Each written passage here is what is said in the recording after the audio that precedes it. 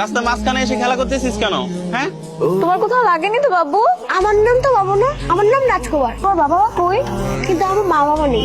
চলো তোমার গাড়ি করে পৌঁছে দেই। না না না, আমি তো আপনার সাথে যাব না।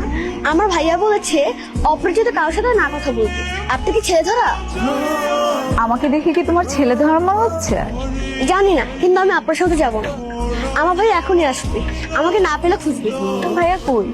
এই যে ভাইয়া চলে আসছি জেমিতে বক্স নিয়া। খুশি?